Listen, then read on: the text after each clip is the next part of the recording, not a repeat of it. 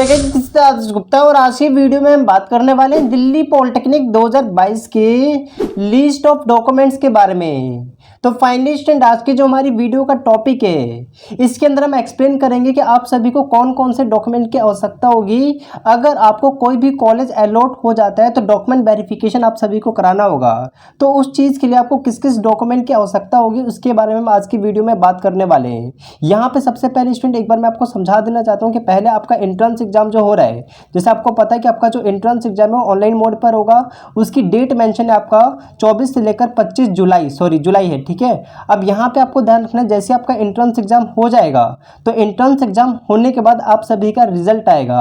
अब रिजल्ट आ जाने के बाद उसमें आपकी रैंक लिखी होगी, ठीक है। अब रैंक आ जाने के बाद आप सभी की काउंसलिंग होगी, यानी कि काउंसलिंग का प्रोसेस होगा। काउंसलिंग में क्या होता है कि जैसे मान लीजिए आपको जिस भी कोर्स में एडमिशन लेना है, जैसे आपको मैकेनिकल में एडमिशन लेना है या फिर सिविल में एडमिशन लेना है या फिर आपको तीनों में से किसी में भी एडमिशन मिल जाए तो काम चल जाएगा, तो उसको हम क्या बोलते हैं, काउंसलिंग। उसके अंदर आप क्या करोगे, अपने कॉलेज को, जैसे मान लीजिए आपको चाहिए पूसा में मैकेनिकल तो पूसा की मैकेनिकल भर दोगे, मान लीजिए आपको चाहिए जीवी पंथ की मैकेनिकल तो उसको फिल कर दोगे। तो ये आपका काउंसलिंग प्रोसेस होगा। फिर आपका काउंसलिंग प्रोसेस के बाद अगर आप चाहते हो कि मैं डिटेल में थोड़ा बताऊं काउंसलिंग प्रोसेस को और भी, तो प्लीज़ आप सब कमेंट बॉक्स में कमेंट जरूर लिखिएगा कि हाँ जी भैया एक और अच्छे से वीडियो बनाइए। तो ये चीज़ आपको क्लियर है। तो आप सभी का काउंसलिंग होगा। काउंसलिंग के बाद क्या होगा, आपको अलॉटमेंट आएगा। अलॉटमेंट का मतलब क्या है कि कोई भी एक कॉलेज आपको दिया जाएगा, इसको बोलते हैं अलॉटमेंट। अब जैसे ही अलॉटमेंट आपको आ जाएगा, यानी कि किसी भी कॉलेज में अगर आपका नाम आ जाता है तो उसके बाद आप सभी का होता है डॉक्यूमेंट वेरिफिकेशन होता है। अब डॉक्यूमेंट वेरिफिकेशन का मतलब क्या है कि कुछ आपके पास डॉक्यूमेंट्स होने चाहिए, जो कि 10 से 12 डॉक्यूमेंट है या फिर 15 भी हो सकते हैं। मैंने अभी देखा नहीं है, बता देता हूँ आपको कि टोटल मिला के 15 आपके पास डॉक्यूमेंट्स होने चाहिए। वो सारे डॉक्यूमेंट आपके कंप्लीट होने चाहिए पूरे। अगर आपका डॉक्यूमेंट कोई भी कंप्लीट नहीं होता है तो ध्यान रखिएगा, अगर आपके पास डॉक्यूमेंट पूरे कंप्लीट नहीं होते तो आप सभी का एडमिशन वहीं पर रद्द कर दिया जाता है, यानी कि एडमिशन नहीं होता है। तो यहाँ पे टॉपिक यही है कि आप सब अपना अभी से ही डॉक्यूमेंट, यानी कि जो 15 के 15 डॉक्यूमेंट्स है अभी से ही तैयार करके रखो। और जो मेन डॉक्यूमेंट है उसके बारे में हम बात कर लेंगे कि किस डॉक्यूमेंट की वजह से आप सभी का एडमिशन रुक सकता है, तो आप अभी से उसको बनवा लीजिए। तो बिल्कुल सही तरीके से इस वीडियो में मैं एक्सप्लेन करके बताने वाले हैं। वीडियो थोड़ी सी लंबी हो सकती है लेकिन आप सब पूरा देखिएगा ताकि सही तरीके से मैं आपको सारी चीज़ें एक्सप्लेन कर सकूँ।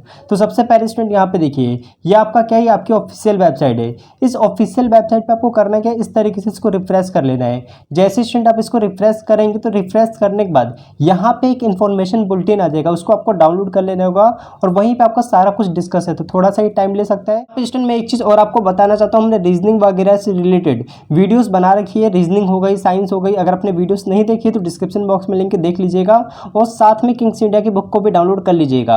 अब यहाँ पे देखिए ये इस तरीके से ओपन हो गया। अब हम क्या करेंगे, यहाँ पे जो आपका इन्फॉर्मेशन बुलेटिन है, जैसे कि आप देख सकते हो यहाँ पे मेंशन इन्फॉर्मेशन बुलेटिन, इसको हम डाउनलोड कर लेते हैं। इसके ऊपर अगर आप क्लिक करोगे तो यहाँ पे आपकी जो PDF होगी वो आपकी फाइनली डाउनलोड हो जाएगी। थोड़ा सा ये टाइम ले सकता है। तो इस तरीके से आपकी PDF डाउनलोड हो गई है। अब जैसे स्टूडेंट ये आपका डाउनलोड हो जाता है तो आपको करना क्या है, यहाँ पे सबसे नीचे की तरफ आना है, सबसे नीचे वाले पेज पर। जैसे स्टूडेंट आप सबसे नीचे वाले पेज पर आ जाते हैं तो यहाँ पे देखिए आपका क्या मेंशन है, सबसे स्टार्टिंग में यहाँ पे देखिए चेकलिस्ट। यहाँ पे ध्यान से सुनिएगा, इन्होंने मेंशन किया है, देखिए documents required at the time of reporting, यानी कि रिपोर्टिंग के टाइम पर जो आपका अलॉटेड कॉलेज है या फिर कैंपस आप बोल लीजिए, जो भी आपको कॉलेज मिलेगा तो वहाँ पे जाके आपको रिपोर्ट करना होगा। किन किन डॉक्यूमेंट के साथ करना होगा उसके बारे में हम आज की वीडियो में बात करेंगे। और यहाँ पे देख सकते हो आपका सारे डॉक्यूमेंट्स मेंशन भी है, तो वन बाय वन करके मैं आपको क्लियर कर देता हूँ। सबसे पहले देख सकते हो कितने डॉक्यूमेंट्स आपको चाहिए होंगे, टोटल मिला के 14 डॉक्यूमेंट्स आपके मेंशन किए हैं इन लोगों ने। सबसे पहले देखिए, सबसे पहला आपका डॉक्यूमेंट क्या है, यहाँ पे देखिए हम आपको बताते हैं। सबसे फर्स्ट वाला जो डॉक्यूमेंट है, इन्होंने बोला है कि पेमेंट की रिसिप्ट चाहिए। जो ऑनलाइन इनिशिएट एडमिशन फ़ी है ना, उसका आपको क्या चाहिए होगा, पेमेंट की रिसिप्ट चाहिए होगी, ठीक है। ये चीज़ आपको ध्यान रखना है। ये एडमिशन फ़ी है, यानी कि जब भी आपको कोई कॉलेज मिल जाता है ना तो आपको 8,000 या तो 7,000 या 8,000 रुपये आपको पे करने होंगे। मेरे अकॉर्डिंग 8,000 रुपये, तो 8,000 रुपये आपको पे करने होंगे। तो उसकी फ़ीस की फ़ोटोकॉपी आपकी लगेगी, तो उसका प्रिंट ज़रूर ले लीजिएगा, ठीक है। नेक्स्ट अगर आप देखेंगे तो सेकंड नंबर पे इन्होंने क्या मेंशन किया है, सेकंड नंबर पे मेंशन किया है कि copy of candidate profile registered, यानी कि रजिस्टर्ड कैंडिडेट। इसको मैं समझाता हूँ। हूँ। जैसे अभी आपने रजिस्ट्रेशन कर रखा है, रजिस्ट्रेशन करने के बाद जब आपने पेमेंट वगैरह कर दिया होगा 600 रुपये, तो आपके पास एक एप्लीकेशन फॉर्म आया होगा। अगर आपने डाउनलोड नहीं करा तो अपना एप्लीकेशन फॉर्म जरूर डाउनलोड कर लीजिएगा, क्योंकि बहुत इंपॉर्टेंट चीज़ है। और यहाँ पे देख सकते हो ये आपका इंपॉर्टेंट डॉक्यूमेंट्स में भी लगाया जाएगा, इनकी इसको मांगा जाएगा। लिखा है ना यहाँ पे कॉपी ऑफ, यहाँ पे कैंडिडेट प्रोफाइल रजिस्टर्ड कैंडिडेट, ठीक है, ये वही चीज़ है आपकी। नेक्स्ट यहाँ पे देखिए थर्ड नंबर पे क्या मेंशन है, तो तीसरे पे इन्होंने मेंशन किया है copy of choice submission. Choice submission का मतलब क्या होता है, जो भी कैंडिडेट ने चॉइस सबमिशन करा था, यानी कि कॉलेज और ब्रांच को सिलेक्ट करा था, जैसे मान लीजिए पूसा का मैकेनिकल, और यहाँ पे जीवी पंथ का मैकेनिकल, फिर यहाँ पे मान लीजिए गुरु नानक का मैकेनिकल, आर्यभट्ट का मैकेनिकल, और यहाँ पे इलेक्ट्रिकल भी मान लीजिए इस तरीके से पूसा का इलेक्ट्रिकल, और यहाँ पे जीवी पंथ का इलेक्ट्रिकल। इस तरीके से जो भी स्टूडेंट ने सिलेक्ट किया था, मतलब इसकी फोटोकॉपी चाहिए होगी, यहाँ पे ये मेंशन है। नेक्स्ट यहाँ पे देखिए फोर्थ नंबर का, तो फोर्थ नंबर पे इन्होंने क्या मेंशन किया है, फोर्थ नंबर पे लिखा है copy of provisional allotment letter. अभी प्रोविजनल अलॉटमेंट लेटर क्या होता है, जब भी आपको कोई कॉलेज मिलेगा तो उसमें आपका लिखा होगा कि इस कॉलेज में आपका नाम आया है, तो उसी को हम क्या बोलते हैं, प्रोविजनल अलॉटमेंट लेटर। और ये बहुत इंपॉर्टेंट चीज़ है, आपका आगे तक काम देगा, यानी कि जब भी आप कॉलेज वगैरह में पहुंचोगे ना, तो वहाँ पे जो आपका बस पास होगा, बाकी जितनी भी चीज़ें होंगी तब ये काम आएगी, तो इसको भी आप वहीं से डाउनलोड करना होगा आपको। नेक्स्ट यहाँ पे देखिए हमारा फिफ्थ नंबर पे क्या मेंशन है, तो हम फिफ्थ नंबर की बात करते हैं। तो यहाँ पे इन्होंने मेंशन कर रखा है फिफ्थ नंबर पे कि प्रूफ ऑफ डीओबी, यानी कि डेट ऑफ बर्थ का प्रूफ चाहिए। अगर आपके पास वो नहीं है तो कोई बात नहीं, आप सेकेंडरी जो आपके पास क्लास 10th का सर्टिफिकेट है ना, उसको आप दे दीजिएगा, काम चल जाएगा। इन्होंने बोला है ओरिजिनल चाहिए होगा, और आप एक क्या कर सकते हो, अपने पास सेल्फ अटैच फोटोकॉपी, यानी कि एक आपको अपने पास फोटोकॉपी रखनी होगी, इसकी चीज़ें क्लियर होनी चाहिए, राइट। नेक्स्ट यहाँ पे देखिए हमारे पास क्या है, तो अगला हम बात करें तो छठे नंबर पे इन्होंने मेंशन कर रखा है सर्टिफिकेट चाहिए होगा और मार्कशीट का, यानी कि मार्कशीट चाहिए होगी और सर्टिफिकेट चाहिए होगा 12th का। अगर आप 12th के बेस पर आपने एप्लीकेशन फॉर्म भरा है तो, या फिर अगर आपने कर रखा है तो, बना अगर नहीं कर रखा तो कोई बात नहीं है। नेक्स्ट यहाँ पे देखिए 7th नंबर का, तो 7th नंबर पे इन्होंने क्या मेंशन किया है, 7th नंबर पे इन्होंने मेंशन किया है कि आपको डीएसयू का सीईटी का स्कोर कार्ड चाहिए होगा। स्कोर कार्ड का मतलब क्या है, जो भी आपका जब रिजल्ट आएगा ना, तो रिजल्ट आने के बाद वहाँ पे स्कोर कार्ड लिखा होगा, इसकी आपको फोटोकॉपी चाहिए होगी। नेक्स्ट यहाँ पे देखिए 8th नंबर पे वेरी इंपॉर्टेंट, और ये तो होना चाहिए, वरना इसके वजह से तो एडमिशन नहीं होगा आप लोगों का। तो इसको मैं थोड़ा सा जूम कर लेता हूँ। यहाँ पे 8th नंबर पर देखिए, 8th नंबर पर इन्होंने मैंशन किया कि certificate and marksheet of qualifying examination, यानी कि अगर आपने क्लास 10th कर रखा है, क्लास 12th कर रखा है, यानी कि जिसके बेस पर आपने फॉर्म भरा है, जैसे कि आप देख सकते हो यहाँ पे मेंशन है, वो आपको उसका सर्टिफिकेट भी चाहिए और मार्कशीट भी चाहिए। तो अभी तुरंत चेक कर लो कि जो भी आपका क्वालिफिकेशन है, जैसे मान लो क्लास 10th पे आपने फॉर्म भरा है, तो क्लास 10th का आपके पास मार्कशीट भी होना चाहिए और सर्टिफिकेट भी होना चाहिए। दो चीज़ें होती हैं, एक तो मार्कशीट होता है, एक सर्टिफिकेट भी होता है। तो इस चीज़ को ध्यान रखिएगा, ये आपको ये चाहिए होगा। अगर नहीं होगा तो फिर यहाँ पे दिक्कत हो सकती है आप लोगों को, राइट। अगर आप नीचे की तरफ देखोगे तो इन्होंने मेंशन किया है इशू बाय बोर्ड, और यहाँ पे यूनिवर्सिटी, यानी कि जो भी यूनिवर्सिटी बोर्ड ने इशू करा है वो आपको चाहिए होगा। इन्होंने मेंशन किया ओरिजिनल, और एक आपको अपने पास रखना है फोटोकॉपी उसकी, ठीक है। अब आगे देख सकते हो इन्होंने क्या मेंशन किया है, इन्होंने मेंशन किया in case the original certificate is not awarded, यानी कि इन्होंने मेंशन किया कि अगर आपके पास ओरिजिनल सर्टिफिकेट नहीं है, मतलब जो भी स्टूडेंट ने 2022 में अभी एग्जाम दिया होगा है ना बोर्ड का, उनके पास तो होगा नहीं, तो वो क्या करेंगे, at the level of your institute a professional certificate download copy of marksheet, यानी कि जो भी आप नेट से जो प्रोफेशनल यानी कि प्रोविजनल सर्टिफिकेट डाउनलोड करोगे ना, उसका इन्होंने बोला है कि आप सभी को उसके ऊपर साइन वगैरह करा लेना है, स्टैम्प वगैरह करा लेना है अपने प्रिंसिपल वगैरह का, ठीक है। ये देख सकते हो, इसको हम कंसीडर कर लेंगे, इन्होंने मेंशन किया है। समझ में आई चीज़ें। अगर आपने 2022 में, मतलब 2022 में अगर आपने पास आउट कर रखा है ना, अभी तक आपका रिजल्ट नहीं आया है, नेट पे रिजल्ट आया लेकिन वैसे आपको कुछ अभी नहीं मिला है,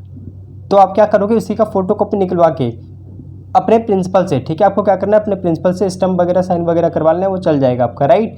नेक्स्ट यहाँ पे हम नीचे की तरफ आते हैं, तो जैसे स्टूडेंट आप नीचे की तरफ आओगे तो नीचे की तरफ आने के बाद देखिए इन्होंने क्या मेंशन कर रखा है 9th नंबर का, तो यहाँ पे इन्होंने मेंशन किया है कि SC ST, यहाँ पे देख सकते हो पर्सन विद डिसेबिलिटी, यानी कि यही सब, यानी कि PW हो गया, OBC हो गया, यहाँ पे मेंशन कर रखा है। बाकी ये सारी चीज़ें, कश्मीरी माइग्रेट हो गया, ये जितने भी आपके पास थे, इन सब की सर्टिफिकेट आपको चाहिए होगा ओरिजिनल। जैसे मान लीजिए आपने SC का कोटा भरा था तो आपको सर्टिफिकेट चाहिए होगा, PW का भरा था तो PW का सर्टिफिकेट चाहिए होगा, OBC का आपको सर्टिफिकेट चाहिए होगा।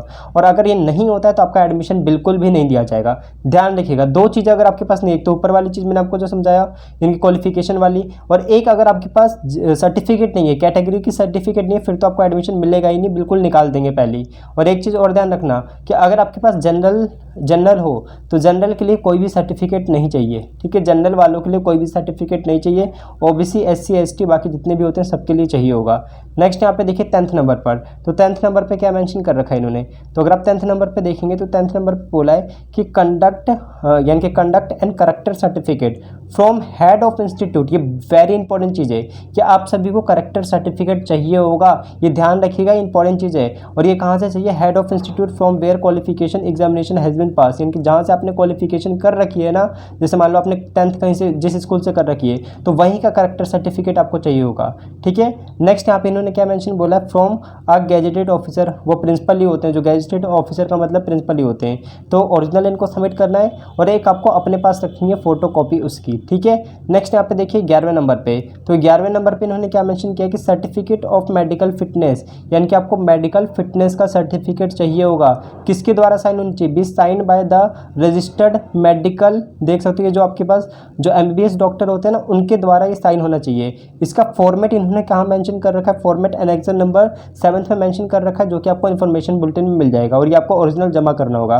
तो ये आपकी अभी बात की बात है, मैं इसको आपको बिल्कुल अच्छे तरीके से बता दूंगा कैसे अभी करना है, तो अभी इसके लिए बिल्कुल भी ना घबराएं आप लोग, राइट। नेक्स्ट यहाँ पे देखिए 12वें नंबर का, तो 12वें नंबर का इन्होंने क्या मेंशन किया है कि ट्रांसफ़र सर्टिफिकेट या फिर स्कूल लिविंग सर्टिफिकेट, या तो आपके पास TC होनी चाहिए या फिर SCL या फिर माइग्रेशन, अगर माइग्रेशन भी तो चल जाएगा लेकिन ओरिजिनल होना चाहिए, आपको जमा करना होगा, ठीक है। वेरी इंपॉर्टेंट चीज़ है, ध्यान रखिएगा ये। नेक्स्ट इन्होंने क्या बोला, या तो आपके पास ECA हो, या तो आपके पास टेक्निकल रिसर्च हो, या फिर पेटेंट हो, इन्होंने बोला या फिर लेटर ऑफ रिकमेंडेशन हो, verify from head of school, ठीक है, इफ़ एप्लीकेबल, अगर आपके पास है तो इसको जमा करना है, नहीं है तो नहीं जमा करना है, ठीक है। नेक्स्ट यहाँ पे बोला है 14 नंबर का कि आपको 2 पासपोर्ट साइज़ की फ़ोटोग्राफ चाहिए, यानी कि 2 पासपोर्ट साइज़ का आपको फोटोग्राफ चाहिए होगा। ये आपके टोटल मिला के 14 डॉक्यूमेंट्स थे।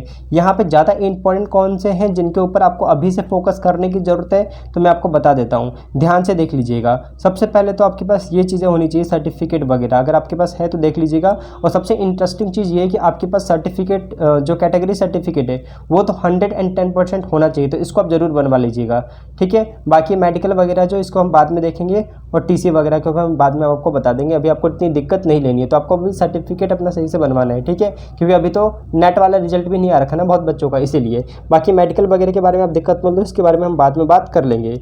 तो ये मैंने बिल्कुल अच्छे तरीके से स्टूडेंट आपको बता दिया कि किस किस डॉक्यूमेंट की आपको आवश्यकता पड़ेगी, बिल्कुल अच्छे तरीके से हमने आपको एक्सप्लेन करके बताया है। 14 टोटल डॉक्यूमेंट्स थे, 14 के 14 हमने आपको बता दिए। तो फाइनली स्टूडेंट हम वीडियो को यहीं पे खत्म करना चाहते हैं। अगर आपको वीडियो सही लगी है तो प्लीज़ स्टूडेंट आप सब कमेंट जरूर किया कीजिए, ताकि मुझे पता चले कि क्या इशू है, क्या चीज़ आपको समझ में नहीं आ रही है। अगर आपको कोई डाउट भी होता है तो जरूर लिख दिया करो, मैं अपनी तरफ से पूरा ट्राई करूँगा कि मैं आपको रिप्लाई कर सकूँ। तो मिलते हैं स्टूडेंट अपने नेक्स्ट वीडियो में, पढ़ाई करते रहें, ऑल द वेरी बेस्ट।